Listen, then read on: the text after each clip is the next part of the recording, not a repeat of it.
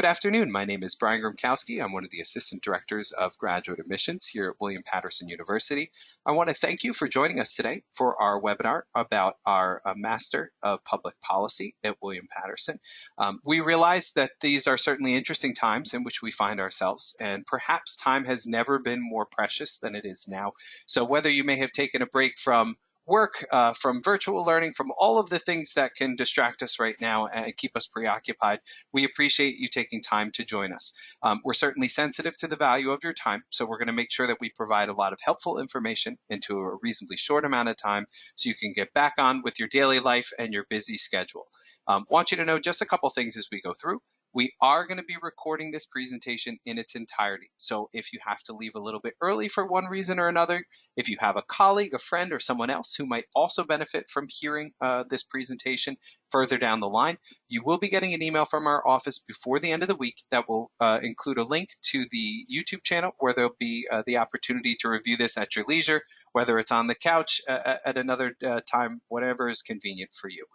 If you have any questions as we go through the webinar, you can type them in the chat box there on the GoToWebinar screen. If it's something quick and easy, admissions related, something that perhaps a quick answer could be typed, we'll do so. If it's something that would be a benefit to the full audience, we'll read it off on the tail end of the presentation during a question and answer session. And certainly I know overall you're not here to listen to me speak. You want to hear what my colleague, Professor Michael Thompson, has to say about his program. So without further ado, let me just switch this real quick. All right, without further ado, Professor Thompson, take it away. Thank you, Brian. Hi, everybody. Really happy to be able to share with you some aspects of our master's degree in public policy. We offer an MPP degree, and it's housed in our Department of Political Science here at William Patterson University. As Brian said, my name is Michael Thompson. I'm in the Department of Political Science on faculty there, and I am the director of the graduate program. So if you have any questions in the future or in the present, always feel free to reach out to me, and I'll be able to help you. One of the things about the idea of what makes our program really unique and distinctive is that we really put an emphasis on the idea of learning about politics and public policy, as well as international affairs too, from the point of view of trying to make our students become creative policy thinkers. So we really emphasize creative policy perspectives and critical thinking, particularly critical analysis of public policy and everything that goes along with that. In addition to this, what's really strong about our program is that it's open to students of all backgrounds and education levels. You don't have to have a bachelor's in political science, for example. You could have a bachelor's in basically anything, but and also any kind of, even some people we have in our program that have PhDs in another area, but they wanted to come back and kind of learn about the mechanisms of public policy and politics. I think the times that we're living now, people are realizing that becoming engaged, becoming thoughtfully engaged in the world is not only a kind of morally satisfying kind of activity, but it is also a lot of new forms of employment, working careers and opportunities that have been opening up. And the other powerful thing about our program that makes it attractive, I believe, is that our courses are offered in the evening so that they can accommodate students who are, say, maybe have a job during the day, full-time work, etc. So first, I want to just go over the structure. I'm going to talk about what our MPP program is, who teaches in it and who studies there, where it can take you, the other people who have experienced it, and the application requirements and deadlines for the program. So first, let me go over through the requirements of what the MPP program actually asks you to accomplish. It's a total of 30 credits, which is something that requires 3 core courses. I'll go over that in a little more detail in a bit. And also at the end of it, a kind of thesis or internship, required for the degree. So it's a 30 credit program, 3 core courses, the rest are electives, and then a thesis or internship toward the end. One of the things to emphasize, as I kind of suggested earlier, is that we really educate our students to think critically and creatively about public policy, politics, and international affairs. In other words, we don't see a real distinction between what happens domestically and what happens globally.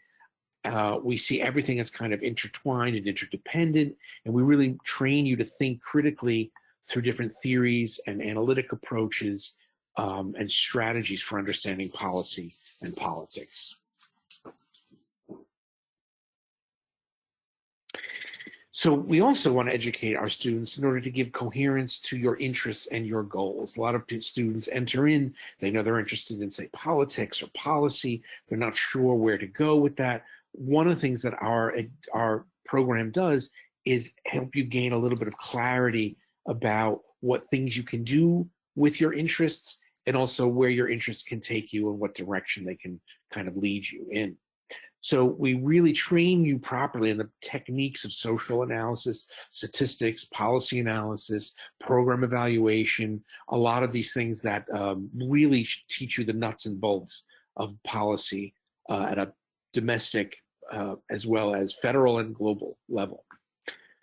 We also place a lot of emphasis on strengthening your creative powers in solving political and social policy areas and problems.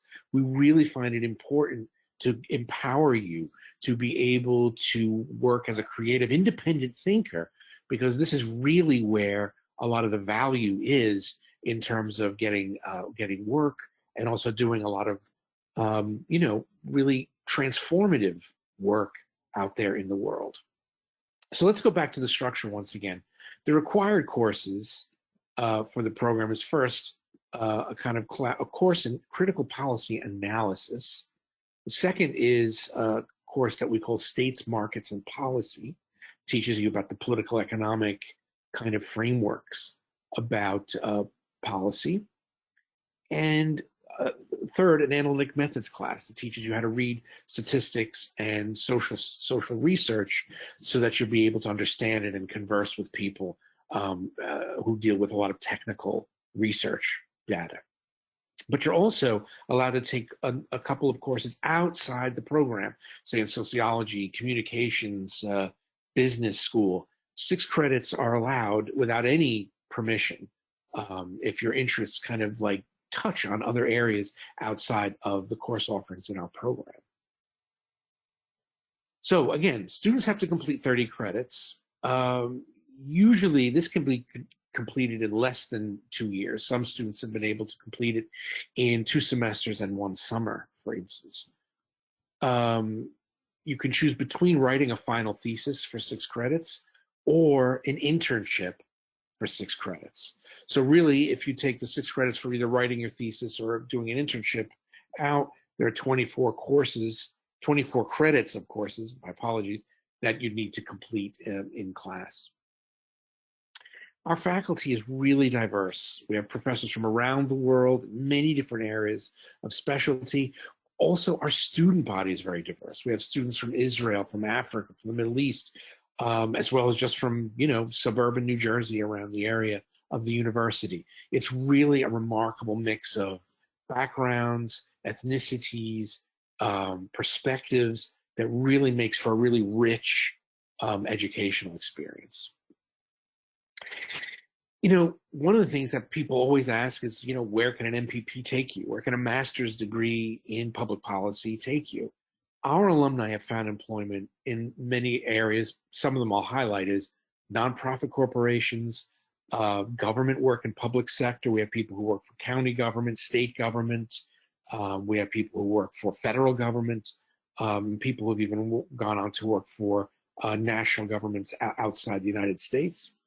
Some have went on to pursue their PhDs and now teach at universities like Penn State University, University of Vermont, University of New Hampshire, among others, as well as our own university. One of our faculty members received her master's degree in our program, as a matter of fact. Another is journalism. There have been many students who've gone on to do global journalism and local journalism, both for print newspapers, radio, and internet publications. NGOs are another, non-governmental organizations that do democracy watch, that do human rights watch. A lot of these kinds of NGOs hire our graduates. Also, research, policy research, and think tanks. Some institutions that deal with, public policy, economic policy, social policy, healthcare policy, environmental policy, have been very interested in our graduates. And also in private corporations. We've had many of our alumni actually find employment in policy departments in pharmaceutical industry, for example, as well as other technological industries in the local area. Let me go over really quickly the application requirements. What we need is a completed application that you can start online, official transcripts from all your previous institutions of higher education, a writing sample in English, could be a paper that you wrote in school or some other basic writing sample, a GRE or MAT examination, Miller Analogies test, but we're willing to waive that if your GPA is somewhat competitive. If not, reach out to me and we can always try to work something out. The most important thing is don't get scared off by what you think is maybe a low GPA. There's always a way that we can work with you. If you reach out to me, I can always find some kind of solution to get you moving on. And last are 2 letters of recommendation, either from professors that you've had or from people who have overseen you at your job or work. Graduate assistantships are also available. They include tuition and a small stipend. Deadlines for this are usually April 1st. It's usually best to try to get an application for that in as early as possible. So if there's any questions, please feel free to contact me by email, reach out to me, and I'll also be able to even speak with you on the phone and work things out with you. The best thing is always to just reach out and try to find a solution, and I can always help you with issues with your application, questions that you have about the program that maybe weren't raised in this webinar, and I'm always willing to talk to you at length about it. Thank you very much, and hope you can join us this spring or fall. Brian? Thank you very much, Michael. I'm going to go over just a couple things. No questions have come through as of now, but sometimes when I go over some of the closing comments, sometimes more questions pop up. First, for anybody who may have joined us late, I just want to mention again that we did record this presentation in its entirety. So if you need to catch up on any slides you might have missed, we will be sending an email directly to you before the end of the week that will include the direct link to our YouTube channel for the recording for this presentation. Also want to make sure you know, if you like what you heard today, if you haven't already began an application and are interested in doing so, the next matriculation term, the next term in which you could start your graduate studies is our spring 2021 semester, which begins on January 21st. As you might imagine, like many institutions right now, for the fall semester, we are operating under really a collective methods of delivery for classes right now. We have courses that are being taught remotely. We have courses that are fully online.